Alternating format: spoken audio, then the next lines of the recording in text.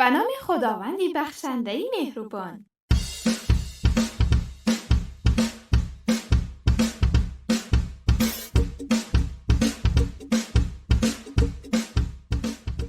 سلام علیکم بچه های عزیز، خوبت؟ سلامتیتون خوب است؟ امیدوارم حالتون مثل همیشه خوب باشد و همیشه در لبانتان خنده. اینجا رادیو مهر، صدای کودک.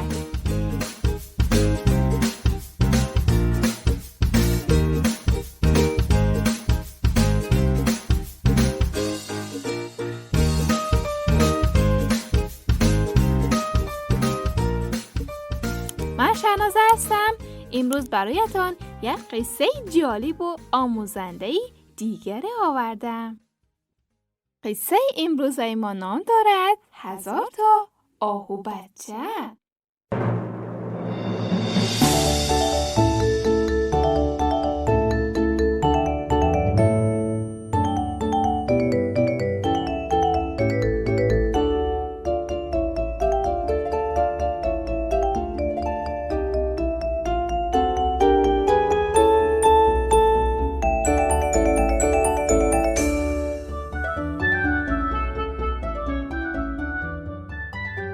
بود نبود آهوی میده‌ای که در جنگل زندگی میکرد.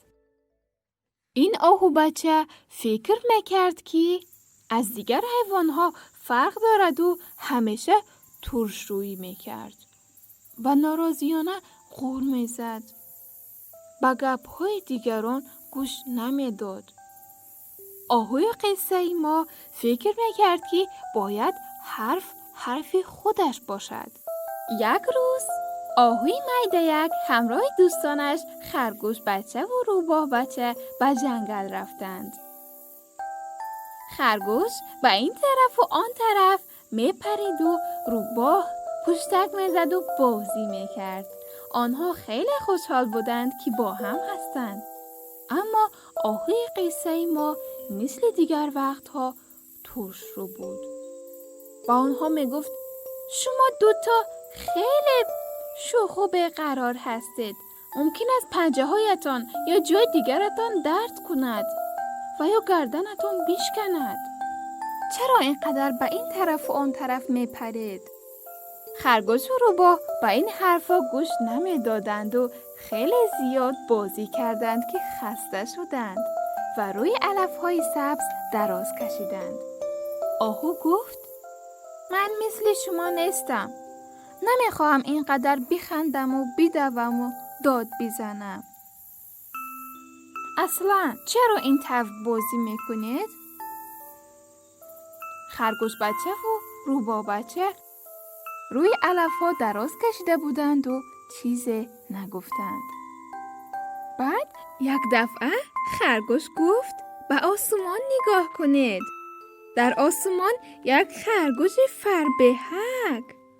روباه هم با خوشحالی گفت یک روباهی زیبا. آهو گفت اینها فقط ابرهای کوچک هستند که باران اینها را آورده است.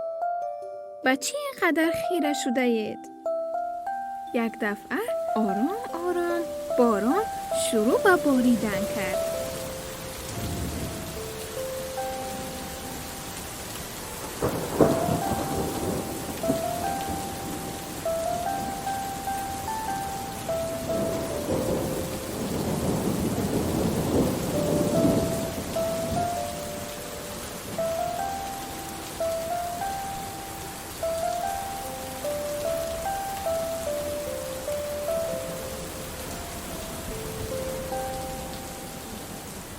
هوا سرد شد و بوی گل‌های خوشبو و علف‌ها همه جا را گرفته بود.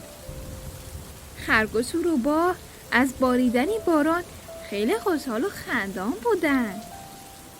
صورتشان را به بالا گرفتند تا کمی باران به آنها بزند. آهوی قصه ما ناراحت بود و گفت من باران را دوست نمی‌دارم. بهتر است زیر سقف باشم.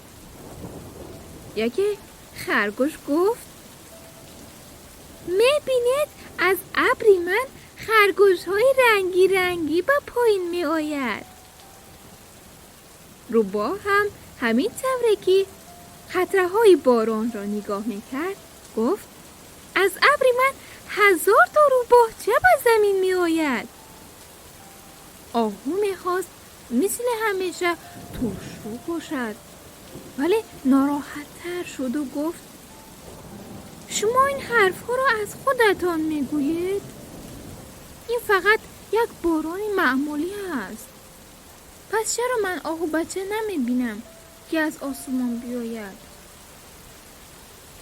خرگوش و روباه پرسیدند تو چیز دیگری بجز باران نمیبینی؟ یعنی چی؟ همه این زیبایی ها رو نمیبینی؟ آهو با جدیت گفت نه، نمیتوانم ببینم. و بعد با بغض گفت شما همه چیز را قشنگ میبینید، من باشد زیبا نمیبینم. وقت باران تمام شد، آهوی قصه ما در حال گریه کردن بود. آفتابک از پشت ابرها به بیرون برآمد.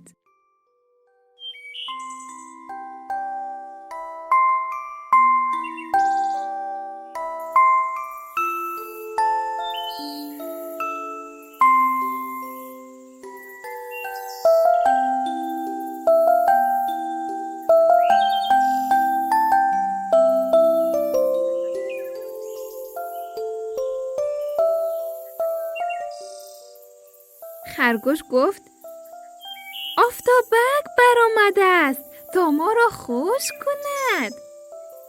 نوری آفتابک و آهوی قصه ما میتابید. آهو چشمانش را از اشک پاک کرد و به اطرافش نگاهی کرد.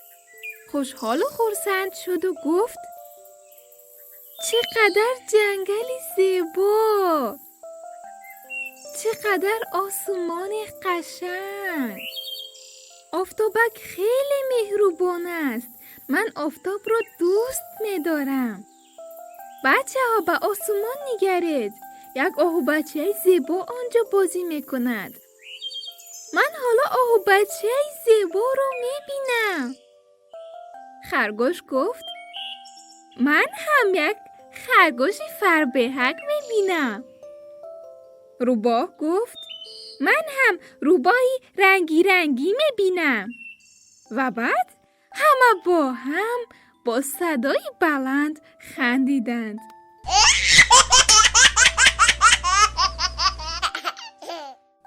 آنها در کناری هم شاد و خندان بودند.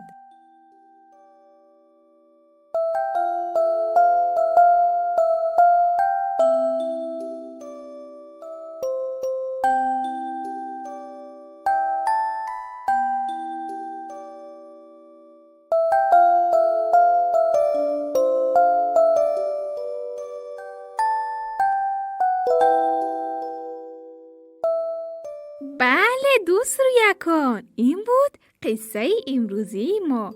تا داستان و قصه بعدی شما را به خدای یکتا می سپارم. شیرینکان، خدا یار و نگهدارتان. خدا حافظ.